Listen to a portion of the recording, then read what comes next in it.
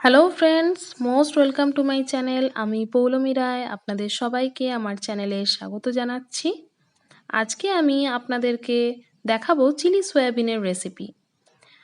তো তার আগে বলে নিই, আপনারা যদি এখনও আমার চ্যানেল সাবস্ক্রাইব না করে থাকেন তাহলে অবশ্যই আমার চ্যানেলটিকে সাবস্ক্রাইব করে দিন। আমার ভিডিও দেখার পর যদি ভালো লাগে তাহলে অবশ্যই লাইক করবেন। আর রেসিপি ট্রাই করে কমেন্ট করতে কিন্তু ভুলবেন না যে রেসিপিটা আপনাদের কেমন লাগলো। তাহলে চলুন আর দেরি না করে রেসিপিটা স্টার্ট করা যাক। প্রথমে আমি সয়াবিন গরম জলে একটু সেদ্ধ করে নিয়েছি। সেদ্ধ করার পর জল ঝরিয়ে এটা একটু ঠান্ডা জলে ধুয়ে নিতে হবে। সয়াবিনগুলো আমি জল ঝরিয়ে নেওয়ার পর দেখুন ঠান্ডা জলে ধুয়ে নিচ্ছি। খুব ভালো করে ঠান্ডা জলে ধুয়ে নেবেন। এরপর যেটা করতে হবে সেটা হচ্ছে সয়াবিনগুলো একটু ঠান্ডা হয়ে গেলে সেগুলো থেকে জল চিপে চিপে একটা আলাদা পাত্রে এগুলো রাখতে হবে।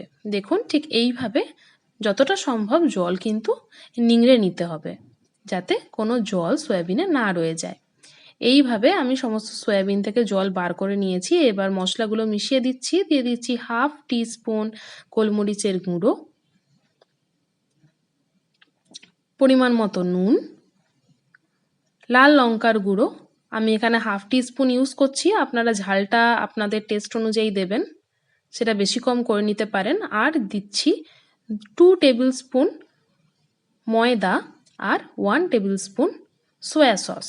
এবার একটু আমি চামচের মাধ্যমে নাড়াচাড়া করে নিচ্ছি। এরপর এটা আমি হাত দিয়ে মেখে নেব। যদি প্রয়োজন পড়ে তাহলে সামান্য জল ব্যবহার করতে হবে। চেষ্টা করবেন জল ছাড়াই মাখতে। যদি প্রয়োজন হয় তাহলে সামান্য জল ব্যবহার করবেন। আমি এখানে জল ছাড়াই কিন্তু মেখেছি। এবার এটা 10 মিনিটের জন্য ঢাকা দিয়ে রেখে দিচ্ছি। এবার আমি বাটিতে সামান্য জলের মধ্যে 1 টেবিল স্পুন কর্নফ্লাওয়ার দিয়ে দিচ্ছি 1 tablespoon soya sauce, 1 tablespoon tomato ketchup আর 1 টেবিল স্পুন চিলি সস। এবার সবকিছু খুব ভালো করে গুলে নিচ্ছি। এবার আমি কড়া গরম হতে দিয়েছি। কড়া গরম হলে তাতে দিয়ে দিচ্ছি পরিমাণ মতো সাদা তেল। এই তেলের মধ্যে সয়াবিনগুলো এবার একে একে ভেজে নেব। কেন কি সয়াবিনগুলো ম্যারিনেট করে রাখার পর 10 মিনিট কেটে গেছে। তো ম্যারিনেটেড সয়াবিনগুলো আমি লালচে করে ভেজে নিচ্ছি। বেশ সুন্দর একটা লাল কালার হলে সয়াবিনগুলো আমি তুলে নেব। দেখুন সুন্দর লাল কালার হয়ে গেছে। সয়াবিনগুলো খুব সুন্দর ভাজা হয়েছে, খুব সুন্দর কালার এসেছে। এবার তেলটা ঝরিয়ে সয়াবিনগুলো আমি একটা থালার মধ্যে তুলে নিচ্ছি। এইভাবে সমস্ত সয়াবিনটা ভেজে নিয়েছি আর সেগুলো তেল ঝরিয়ে থালার মধ্যে তুলে নিতে হবে। এবার যে তেলটা রয়ে গেল কড়াতে, সেই তেলের মধ্যে কিন্তু আমি বাকি রান্নাটা করব। তো তার জন্য আমি আগে থেকেই 7-8টা রসুন একেবারে কুচি কুচি করে কেটে রেখেছিলাম, তো সেটাই দিয়ে দিলাম। আর তার সাথে 3-4টে কাঁচা লঙ্কাও কুচি করে রেখেছিলাম, সেটাও দিয়ে দিলাম। তো এটা হালকা নাড়াচাড়া করে নেব তেলের মধ্যে। তারপরে এর মধ্যে দিয়ে দিলাম 2টো বড় সাইজের পেঁয়াজ। পেঁয়াজটা এরকম বড়ভাবেই কেটে নিতে হবে। প্রত্যেকটা লেয়ারকে আলাদা করে কেটে নিয়েছি আমি। তো আপনারাও এভাবেই পেঁয়াজটা কাটবেন চিলি সয়াবিনের জন্য। এরপর পেঁয়াজটা একটু ভাজা হয়ে গেলে এর মধ্যে ক্যাপসিকাম দিয়ে দিলাম। ক্যাপসিকামগুলোও আমি স্কোয়ার আকারে কেটে নিয়েছি। তো এটা খুব বেশি ভাজার দরকার নেই, জাস্ট 3-4 মিনিট ভাজলেই চলবে, যাতে কাঁচা ভাবটা চলে যায়।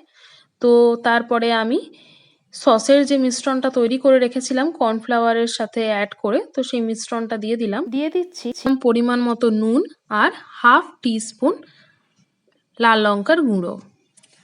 এবার সবকিছু খুব ভালো করে মিশিয়ে নেবার পর ভেজে রাখা সয়াবিনগুলো অ্যাড করে দিলাম আর গ্রেভির সাথে খুব ভালো করে সয়াবিনগুলো মিক্স করে দিচ্ছি।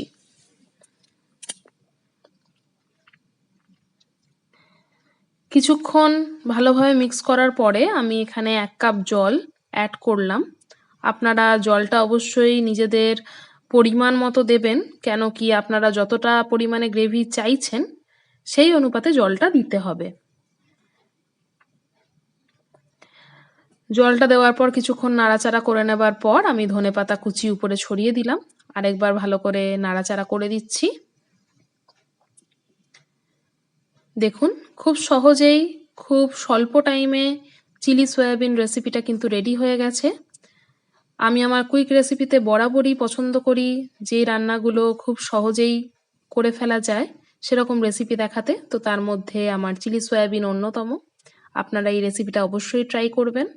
রেসিপি ভালো লাগলে নিশ্চয়ই একটা লাইক পাবো, এইটুকু আশা রাখতেই পারি। আপনাদের লাইকটা আমার জন্য খুবই গুরুত্বপূর্ণ, এটা আপনারাও জানেন।